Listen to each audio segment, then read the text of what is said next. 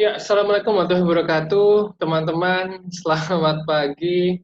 Terima kasih sudah eh, mau kuliah daring kualitatif bersama saya kembali. Teman-teman, hari ini kita akan membahas tentang hal yang paling rumit dalam pendidikan kualitatif. Saya mohon untuk teman-teman fokus. Makanya saya coba untuk kedua kalinya kita rekaman di YouTube untuk nanti teman-teman ketika tidak jelas bisa direkam ulang. Oke, saya coba share screen ya. Ya, teman-teman, hari ini saya tidak akan banyak present karena ini adalah sesuatu yang penting karena kita butuh pemahaman bersama untuk apa namanya bisa memahami kualitatif. Kemarin teman-teman sudah membuat paragraf tentang bagaimana cara teman-teman melihat fenomena. Kita kembali lagi ke pengertian penelitian kualitatif. Sekali lagi akan saya sampaikan di sini bahwa sudah baik adanya ketika teman-teman bisa memahami fenomena yang dialami subjek penelitian. Subjek penelitian ini disebut sebagai peneliti, yaitu kalian. Nah, ketika kalian mengamati perilaku, persepsi, motivasi, dan tindakan, kemudian kalian mencoba mendeskripsikan itu dalam bentuk kata-kata dan bahasa. Gitu ya. Maaf, saya langsung ngegas. Kita mulai ya. Kita awali dengan Bismillahirrahmanirrahim. Maaf, kelupaan. Bismillahirrahmanirrahim. Semoga ilmu pertemuan kualitatif kedua ini bisa membuat teman-teman lebih memahami tentang metode kualitatif. Jadi kembali lagi bahwa teman-teman kemarin sudah sangat baik dan harusnya itu akan dilatih terus-menerus dalam rangka untuk melihat fenomena yang dialami oleh teman-teman sebagai subjek penelitian. Oke, kita sepakati dulu bahwa mulai hari ini teman-teman berpikir secara ilmiah. Nah, permasalahannya, berpikir secara ilmiah tidak cukup untuk kalian dapat lulus menjadi seorang sarjana komunikasi. Sehingga teman-teman harus bisa membedakan mana logika berpikir yang empirik, mana logika berpikir yang humaniora. Jadi yang empirik itu tidak tanpa melibatkan perasaan. Jadi dia sangat mengetahui dan memahami bahwa ketika gaya gravitasi itu atas dari atas jatuh ke bawah, tidak mungkin dari bawah jatuh ke atas. Tapi kepastian-kepastian itu menyebabkan seseorang itu menjadi seseorang yang berpikir secara empiris. Jadi klausulnya adalah sebab akibat, gitu ya.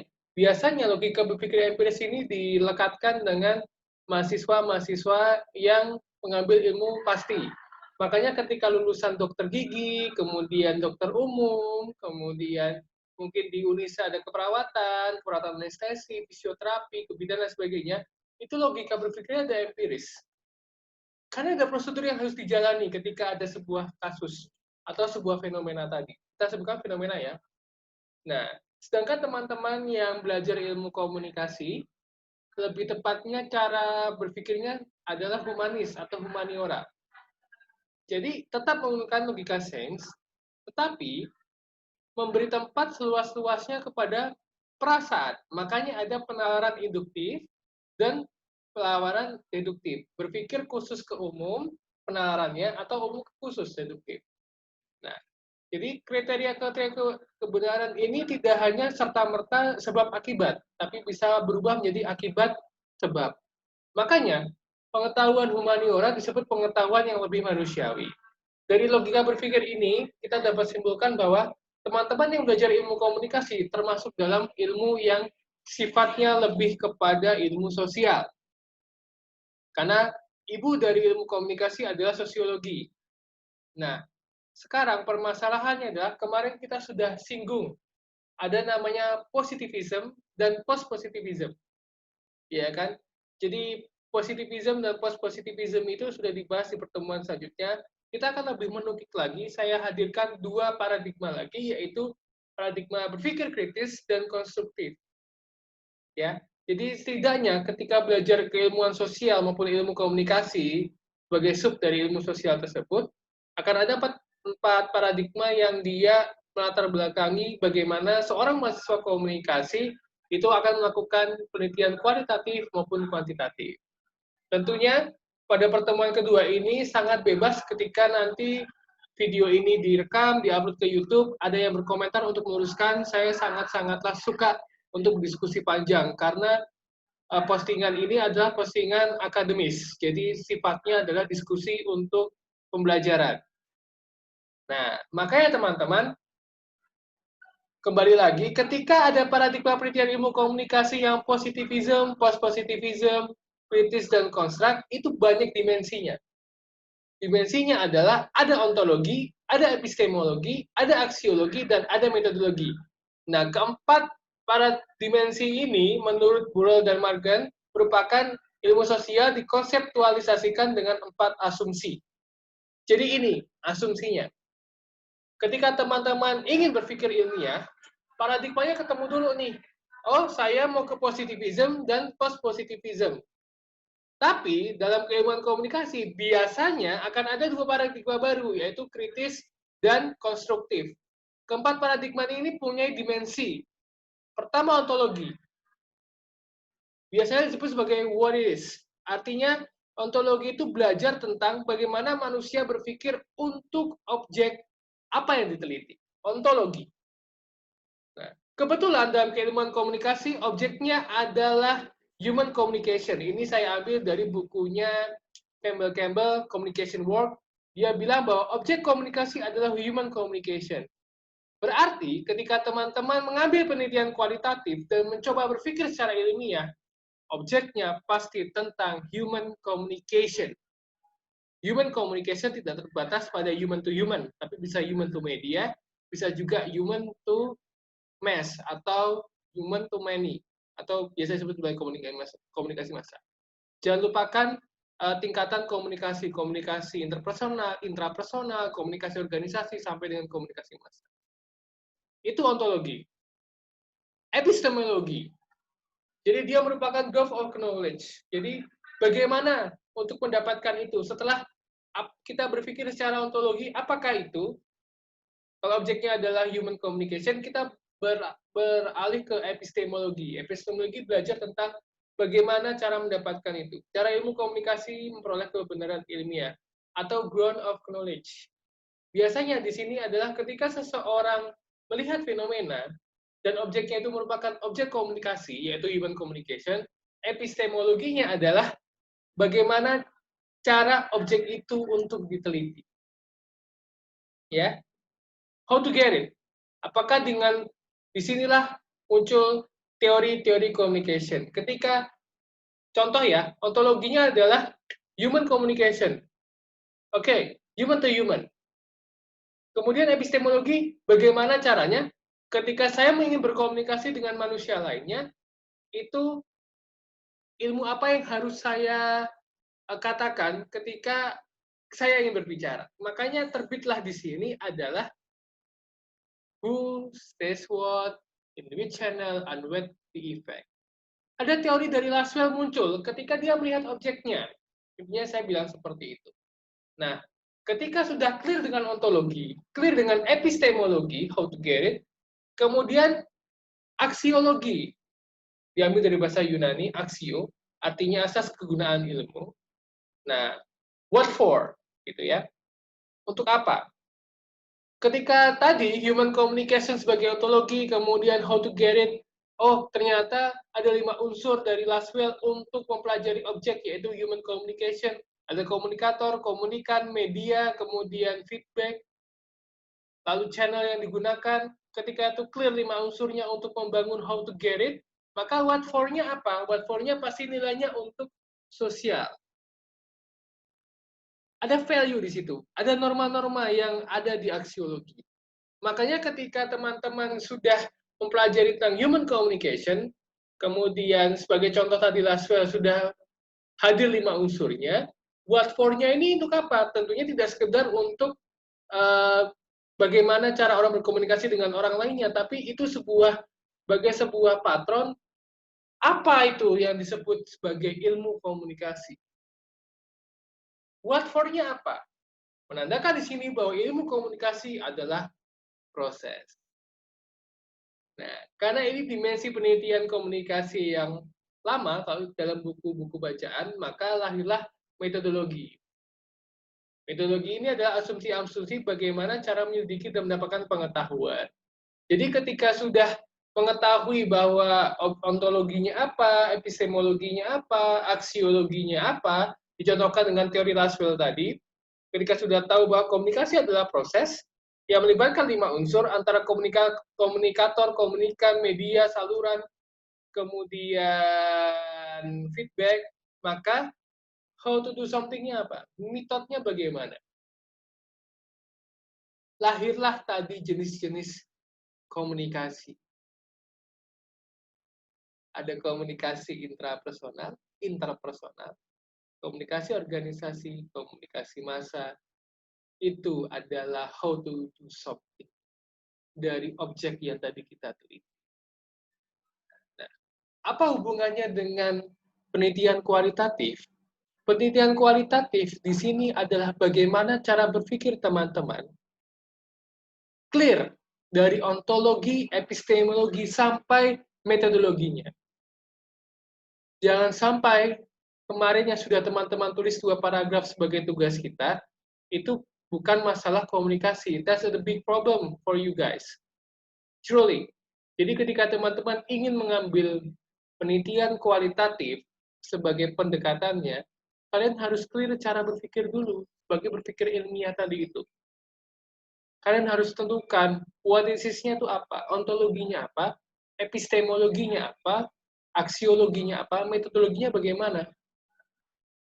Oh, maaf, di epistemologinya ada typo ya. Epistemologi, jadi I-nya tidak itu. Nah, ini dimensi penelitian komunikasi, teman-teman. Oleh karenanya, pada paradigma yang diperbaharui, hilanglah satu metodologi, sebab ada perubahan zaman di situ. Nanti kan kita bahas di akhir. Namun, ilmu komunikasi di sini harus clear secara ontologi, epistemologi, aksiologi, bagaimana komunikasi antar manusianya, bagaimana paradigma teori dan paradigma penelitiannya, bagaimana kegunaan ilmunya. Makanya begini teman-teman, kita bahas satu-satu ya. Nah, ketika kita ngomongin tentang ontologi, tentu produknya adalah komunikasi antar manusia. Di situ ada antar pribadi, kelompok, pabrik, organisasi, massa. Di sini teman-teman clear. Jadi ranah objek penelitian dari kualitas, dari komunikasi, mohon maaf, itu pasti mengarah ke human communication. Nah, secara epistemologinya, paradigma teorinya yang kalian gunakan apa? Kita punya teori-teori yang luar biasa banyak, dari istilah komunikasi sendiri, kemudian ketika sudah istilah ke jurnalistik ada sendiri teorinya, kemudian di istilah broadcasting ada sendiri, public relation ada sendiri, lalu kemudian corporate communication ada sendiri, film study ada sendiri. Nah, paradigma teorinya itu yang harus digunakan. Bagaimana mendapatkan itu ketika teman-teman sudah tahu bahwa objeknya adalah tentang keilmuan komunikasi. Ya, paradigma penelitian tentu ada apa tadi? Positivism, kemudian ada kritis, ada juga konstruktif. Nah, lalu teman-teman, secara aksiologi kegunaan ilmu itu apakah dia tidak bebas nilai, not free value, atau bebas nilai? Itu yang akan dielaborasi nanti di pertemuan berikutnya. Namun pada pertemuan kali ini saya coba mengkelirkan antara ontologi, epistemologi, sampai ke aksiologi. Ini didapat dari objek kajian filsafat ilmu komunikasi tahun 2014 oleh Imron. Intinya adalah ketika berbicara tentang keilmuan komunikasi, bahwa teman-teman melihat suatu fenomena, itu tentukan dulu ontologi, epistemologi, dan aksiologinya. Jangan sampai tadi, yang sering garis bawahi, apa yang kalian teliti itu bukan masalah komunikasi. Secara ontologi, teori yang digunakan bukan teori komunikasi juga. Makanya sering disinggung bahwa apakah ini adalah masalah komunikasi? Masa kalian ingin meneliti tentang bagaimana cara menanam anggrek pada media tanam rawa misalkan? Itu bukan masalah komunikasi. Masalah komunikasi adalah komunikasi antar manusia. Itu yang harus ditekankan di sini.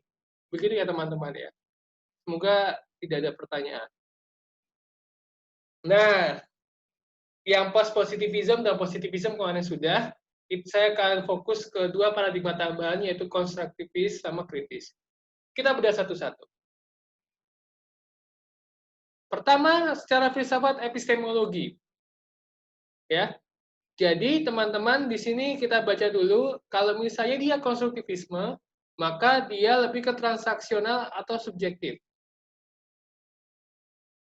Artinya, ketika teman-teman memahami tentang suatu realitas, fakta realitas, atau maka temuannya nanti sangat-sangatlah interaksi peneliti dan diliti itu lekat.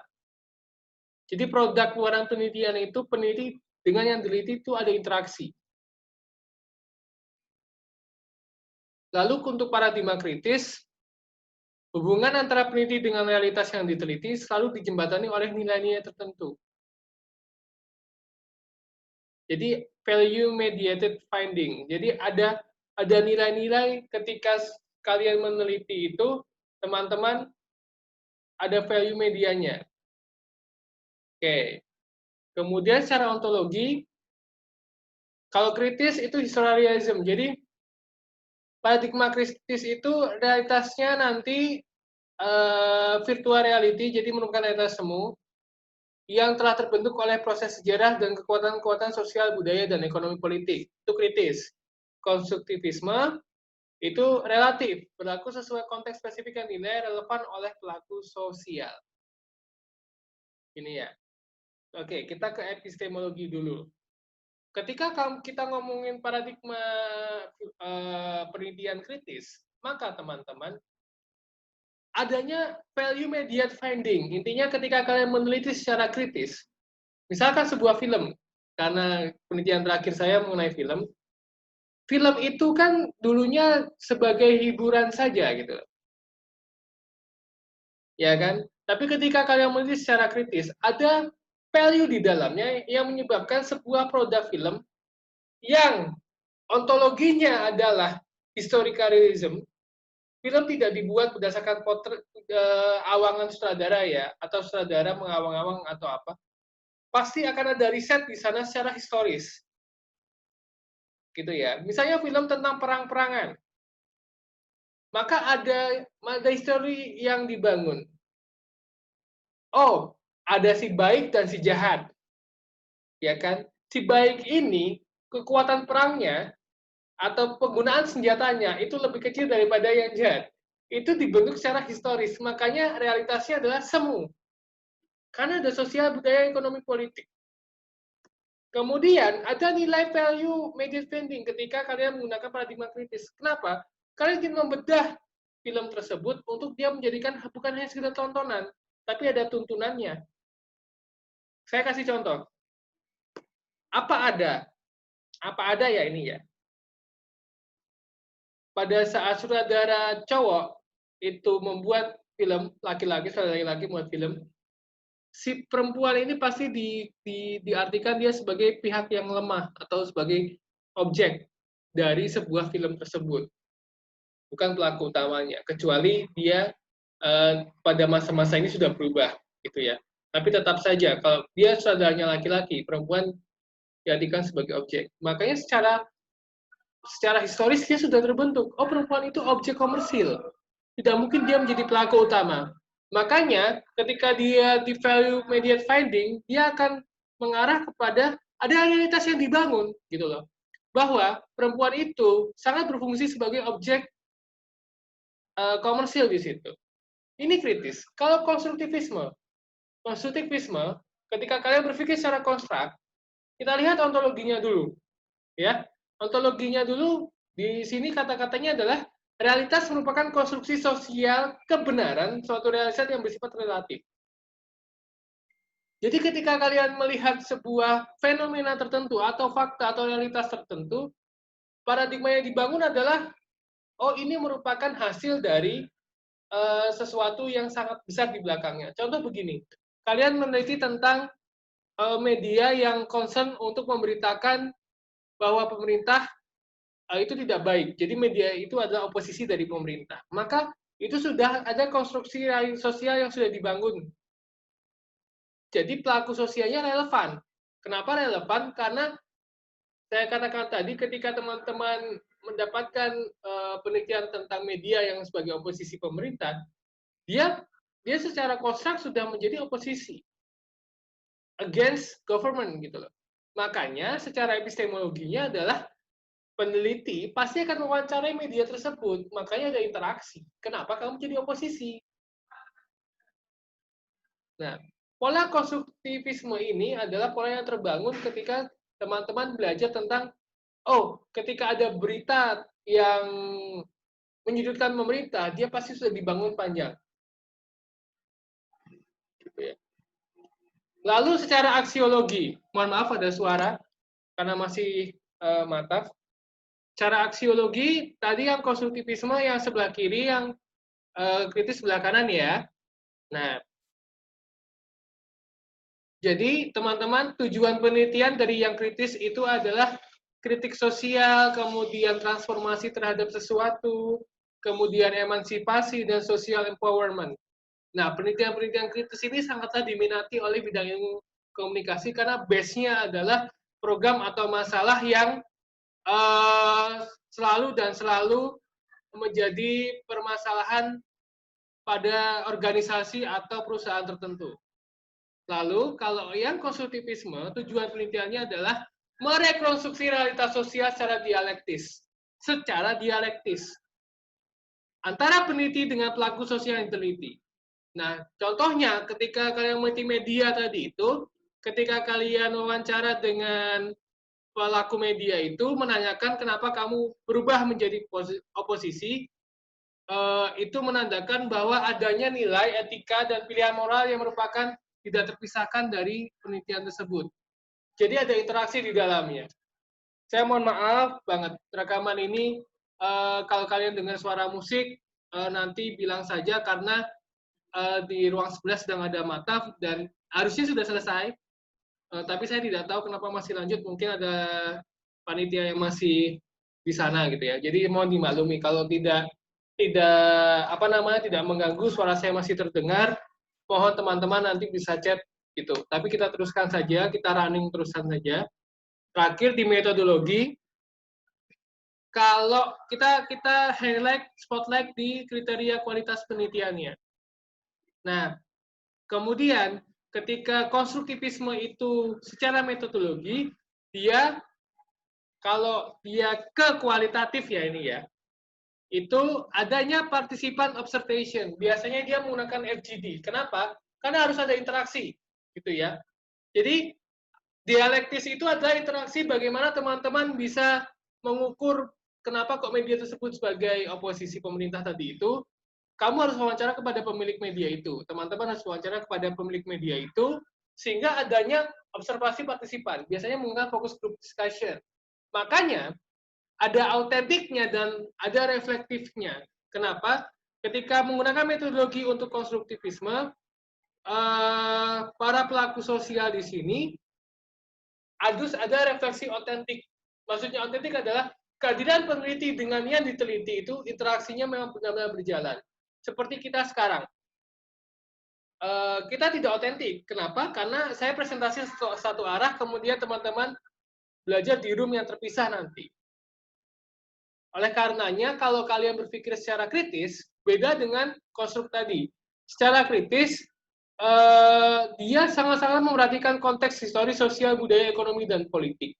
Jadi nanti observasi datanya itu sangat banyak. Kenapa? Karena adanya multi-level analisis di dalamnya. Setelah melakukan wawancara, sama dengan konstruk tadi memang.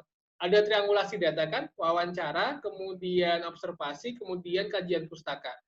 Konstruk juga sama, wawancara, kajian pustaka, dan juga nanti adanya observasi dan sebagainya. Bedanya adalah ketika di sini partisipan observasinya itu bisa interaksi, ya menggunakan FGD. Kalau dikritis, dia lebih, kalau tadi meneliti film, dia akan men-tracking data perfilman sutradara cowok yang buat film tentang tokoh wanita sebagai objek itu film apa aja sih? Makanya di sini adalah tingkat metodologinya adalah partisipatif, yang satunya adalah reflektif atau dialektikal. Artinya bahwa Yang satu berbicara tentang proses transformasi sosial dari yang mungkin pada media sekarang film dengan sutradara cowok itu tidak memandang lagi yang tadinya objek menjadi subjek, kalau yang konstruktivisme itu dia lebih kepada partisipan observasi. Contoh besar untuk penelitian kualitatif dengan cara berpikir konstruk itu yang paling dekat adalah dengan cara fenomenologi atau etnografi. Jadi harus ada bersinggungan dengan yang diteliti. Kalau yang partisipatif, kemudian kritis itu banyak. Semiotika contohnya, itu salah satunya. Nah, dari sini teman-teman, yang saya ingin tekankan bahwa secara filsafat, dua paradigma ini bisa digunakan. Karena dia cara berpikir. Bagaimana teman-teman menghadirkan masalah penelitian kualitatif, mau dengan paradigma konstruktivisme ataupun kritis, atau tadi post-positivism atau positivism, itu sah dilakukan selama clear di bagian ontologi, epistemologi, dan aksiologinya. Makanya teman-teman, penelitian sekarang sudah bergerak di era digital dan budaya cyber. Jadi adanya perubahan paradigma ilmu komunikasi terkait pengaruh dari teknologi komunikasi itu sendiri yang terus berkembang.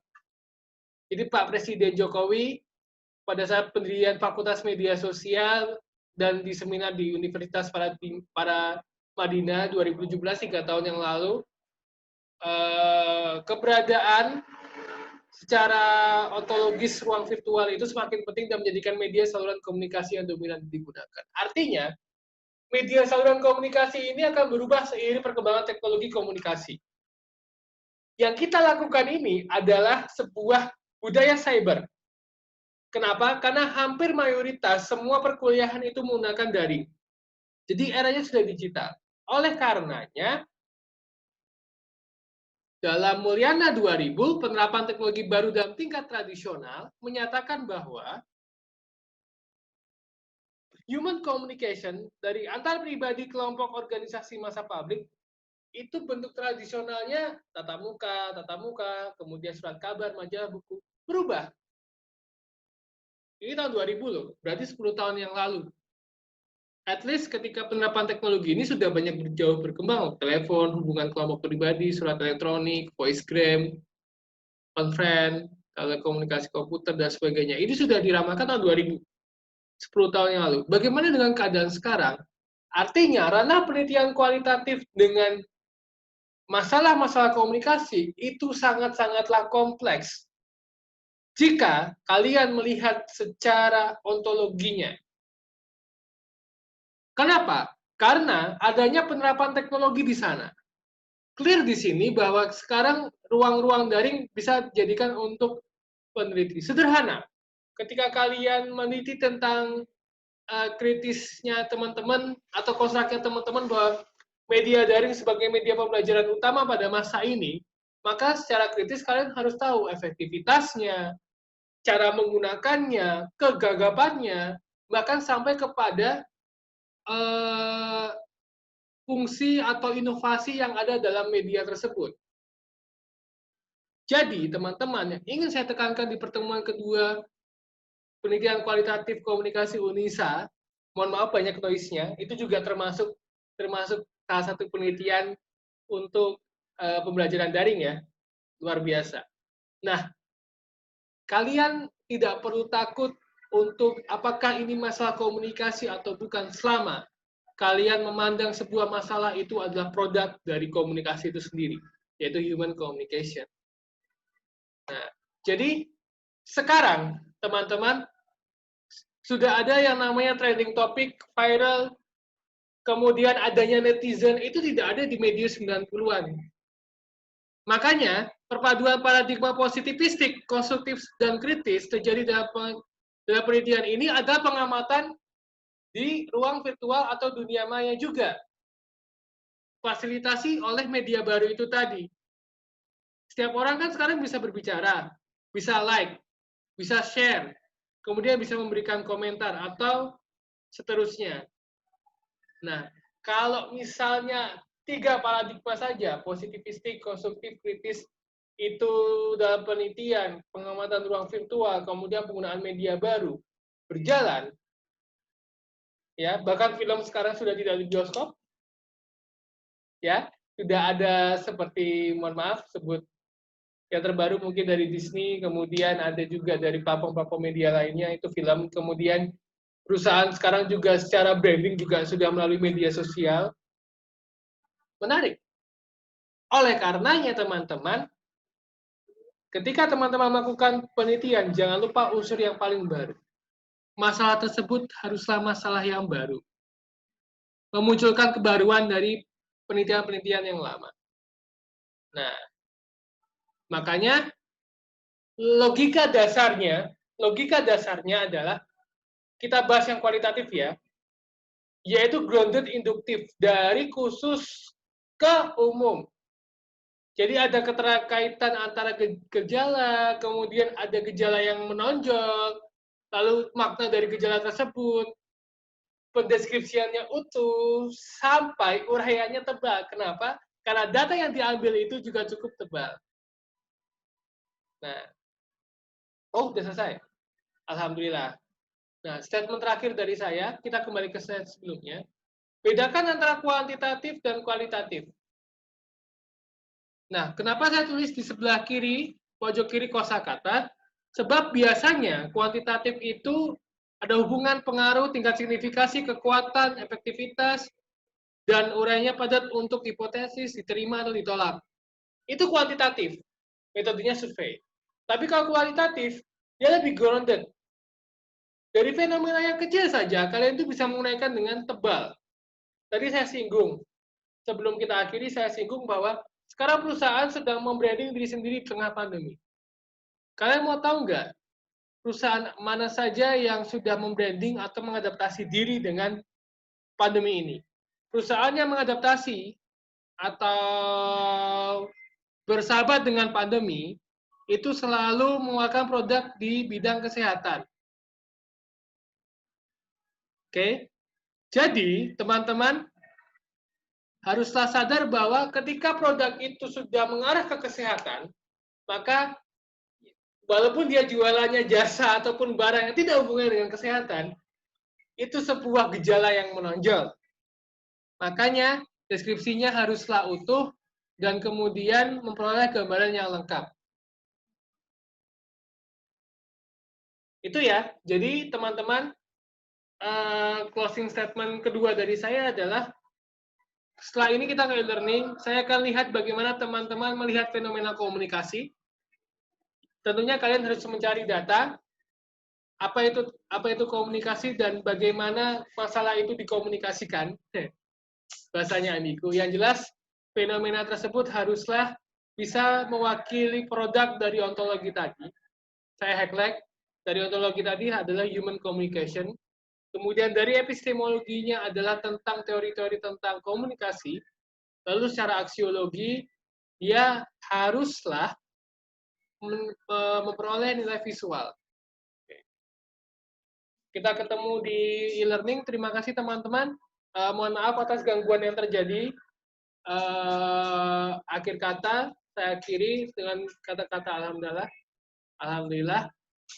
Kita ketemu di e-learning. Sampai jumpa. Terima kasih. Assalamualaikum warahmatullahi wabarakatuh. Saya log out ya. Stop share.